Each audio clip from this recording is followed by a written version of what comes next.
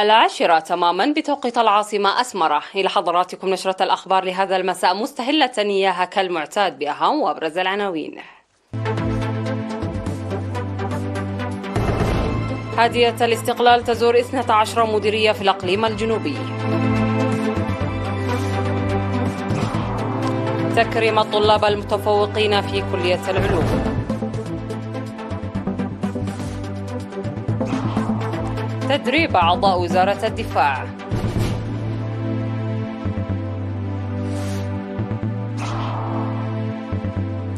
روسيا تنسحب من معاهدة السلاح التقليدي والناتو يرد. مواجهات حدودية بين أرمينيا وأذربيجان وسط جهود دولية للتهدئة. مقتل 15 طفل وفقدان 25 آخرين في قارب بنيجيريا. مرحبا بكم. زار كأس هدية الاستقلال بعد انتقاله من إقليم جنوب البحر الأحمر إلى الإقليم الجنوبي في 7 مايو في مراسم جرت في حيث زار 12 مديرية في الإقليم. وبعد انطلاقه من دفاعات جبهة قمحرة يوم 9 مايو وحلوله في مدينة مندفرة متنقلا عبر المواقع التاريخية والأماكن التنموية، استقبل بحرارة كبيرة بالمسيرات الشعبية والمارشات العسكرية. وانطلق كأس هدية الاستقلال يوم 10 مايو من مندفرة إلى مديرية ابن حيلي، حيث استقبله سكان القرى الواقعة في الطريق بحفاوة كبيرة، وسلمه مدير مديرية مندفرة السيد هسقياس وهبت لمدير مديرية ابن حيلي بالإنابة السيدة ترحاس فقادو. كما سلم في مراسم مماثلة جرت في شاخاء يامو إلى مدير مديرية الدخالة السيد عندمسقل أدحنوم ليصل رفقة الشعب والجيش إلى مدينة الدخالة. وعند وصوله كأس هدية الاستقلال منطقة عدبقيعو الذي كسر فيها زخر عصابة وياني في 24 مايو من عام 1999، قدم المقدم هايلي سلاسي محاري شرحا حول بطولات قوات الدفاع في الموقع.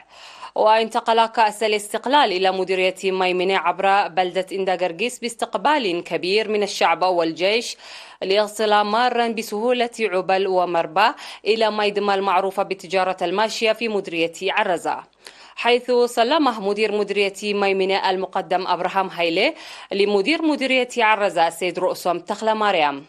واستقبل في بلدة عرزة بحفلات ورقصات شعبية ومارشات عسكرية، لينتقل يوم غد من الإقليم الجنوبي إلى إقليم القاش بركة من عرزة إلى مديرية مولقي بعد قطعه مسافة حوالي 6500 كيلومتر برا في الإقليم الجنوبي.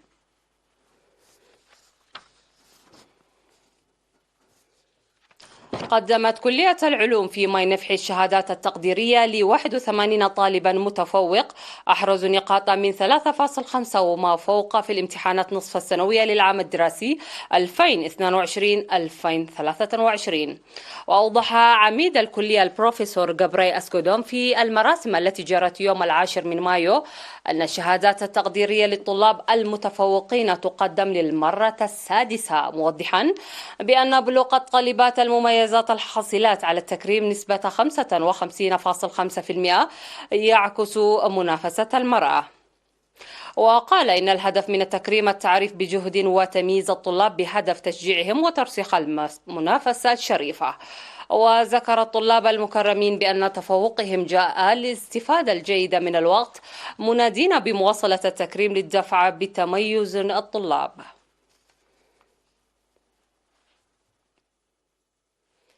أقامت جمعية الصيادلة الإريترية في إطار تنظيم أسبوع الأدوية المنتظم خلال الفترة من 6 حتى 11 من مايو بالتنسيق مع الشركاء، أقامت في 50 صيدلية تنتشر في العاصمة أسمرة كتجربة حاويات لتجميع الأدوية منتهية الصلاحية. وقال نائب رئيس الجمعية السيد طعمي عند مريم في مقابلة مع وكالة إرنا إن التوعيات المنتظمة أثمرت إلى تحرك المجتمع إلى تلك المؤسسات للتخلص من الأدوية منتهية الصلاحية التي كانت في حوزته، مما يصب ذلك في مصلحة بيئية سليمة وآمنة وغير ملوثة. وناشد المجتمع لضرورة الاستفادة الجيدة من الأدوية، وفي حالة لم يستفد منها ضرورة رميها إلى الحاويات المقامة في الصيدليات. وذكر المهنيون الصحيون الناشطون في كافة الصيدليات المنتشرة في العاصمة أسمرة أن البرنامج يساعد في رفع وعي المجتمع حول أضرار الأدوية منتهية الصلاحية، مؤكدين إلى جاهزيتهم لتثقيف المجتمع إلى جانب أعمالهم اليومية. وأشار السكان إلى الأضرار الناجمة عن الأدوية المنتهية الصلاحية وعدم تناول العقاقير في وقتها المحدد، مناشدين استمرارية أعمال جمع العقاقير منتهية الصلاحية. جدير بالذكر أن أعمال تجميع الأدوية منتهية الصلاحية الجارية في العاصمة أسمرة ستجري أيضا في مدن أقاليم البلاد الأخرى. نظمت القيادة الوسطى في وزارة الدفاع دورة تدريبية في القانون ل60 من أعضائها لمدة شهرين بالتعاون مع مركز تدريب الشرطة وقوات الأمن. وأوضح مسؤول التعليم الشرطي في المركز الرائد عن دوم محاري في مراسم التخريج في 10 من مايو بحضور قائد مركز تدريب الشرطة وقوات الأمن العميد آدم كوكل أن التدريب تضمن أساسيات التحقيقات الجنائية والتحقيق الشفوي والتحقيقات الفنية الجنائية والقانون والنظام ومواضيع أخرى. وذكر ممثل الخريجين جودة وكفاءة التدريب والمدربين وقد اكتسبوا معرفة تساعدهم في عملهم.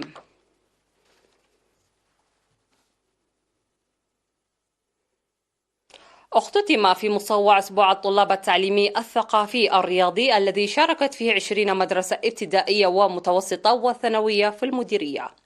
وأفاد مراسل إيرنا بأن الأسبوع الذي استمر ل4 أشهر بمشاركة أكثر من 1200 طالب اشتمل على مسابقات استكشافية للقدرات.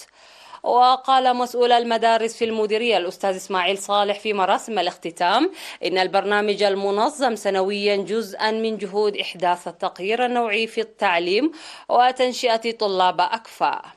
وذكرت مسؤولة الإدارة والمالية في مكتب التعليم في إقليم شمال البحر الأحمر الأستاذة آمنة صالح أن استمرارية الأنشطة عامة والمسابقات التي تجريان بين الطلاب خاصة تحتاج إلى تنسيق كافة الجهات. وقدمت الجوائز للطلاب والمدارس الفائزة.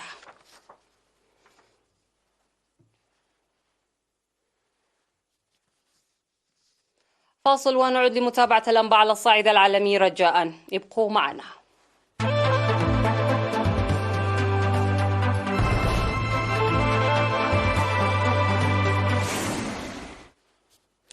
وعلى الصعيد العالمي، أعلنت روسيا الانسحاب من معاهدة القوات المسلحة التقليدية في أوروبا في وقت تحتدم فيه المعارك بمدينة باخموت شرق أوكرانيا.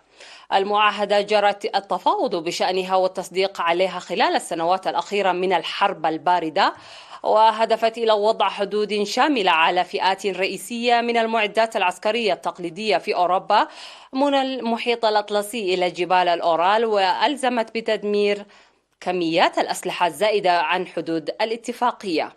وفي قرارها الرسمي أعلن الرئيس الروسي فلاديمير بوتين تعيين نائب وزير الخارجية الروسي سيرجي ريابكوف ممثلا رسميا له خلال النظر في مسألة الانسحاب من المعاهدة الموقعة في باريس. القرار الروسي بالتوجه نحو الانسحاب من تلك المعاهدة يأتي بعد أسابيع على إعلان بوتين في 21 من فبراير الماضي تعليق مشاركة روسيا في معاهدة الأسلحة الهجومية الاستراتيجية ستارت.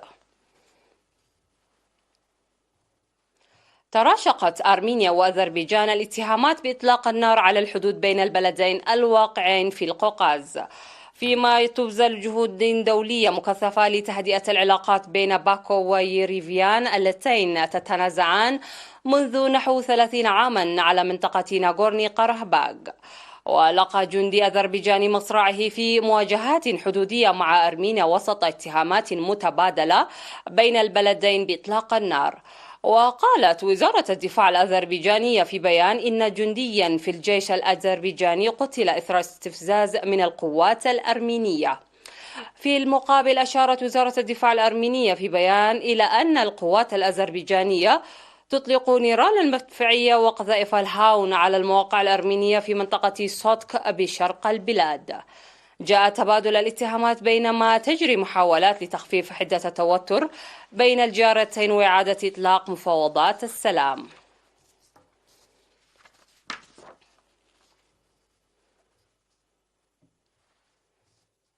شهدت ولاية سوكوتو شمال غرب نيجيريا حادث غرق أدى إلى وفاة 15 طفلا وفقدان 25 آخرين بعد غرق قاربهم في نهر في ولاية سوكوتو بشمال غرب نيجيريا بحسب ما أعلنت السلطات المحلية لوكالة الأنباء الفرنسية. وقال المسؤول الإداري في منطقة شاغري علي أبو بكر الذي أشرف على عملية الإنقاذ أن الأطفال وهم من قرية دونديجي في طريقهم لجمع الحطب من قابة على الضفة الأخرى من نهر شاجري عندما انقلب قاربهم الذي كان محملا بأكثر من طاقته.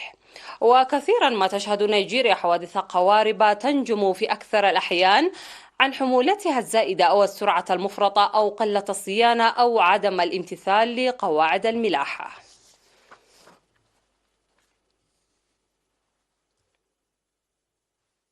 أعلنت جوجل عن مجموعة من ميزات الذكاء الاصطناعي الجديدة ضمن حدث مطوري جوجل، حيث أضافت دعم اللغات الجديدة إلى روبوت الدردشة الخاص وطرقا أسهل لتصدير النص من بارد إلى أدوات جوجل المختلفة، بالإضافة إلى أدوات لخرائط وصور جوجل وكذلك الأجهزة والهواتف الذكية. وقالت جوجل خلال الحدث إنها أزالت قائمة انتظار لاستخدام نظام بارد وأتاحت هذا النظام باللغة الإنجليزية في 180 دولة ومنطقة حول العالم. كما تستضيف ميزات مستقبلية واعدة مثل إنشاء صور الذكاء الاصطناعي المدعومة من شركة أدوبي.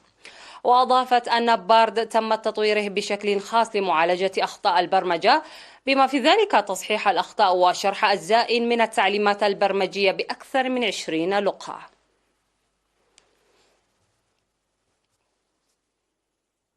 في الختام اسمحوا لي أن أذكركم بأهم ما جاء في هذه النشرة. هدية الاستقلال تزور 12 مديرية في الإقليم الجنوبي. تكريم الطلاب المتفوقين في كلية العلوم.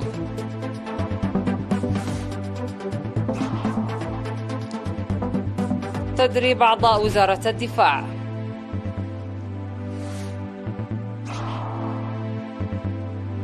روسيا تنسحب من معاهدة السلاح التقليدي والناتو يرد. مواجهات حدودية بين أرمينيا وأذربيجان وسط جهود دولية للتهدئة. مقتل 15 طفلا وفقدان 25 آخرين في غرق قارب بنيجيريا. انتهت النشرة، قدمتها لكم حنان عمر جيلاني من تلفزيون دولة إريتريا. إلى اللقاء.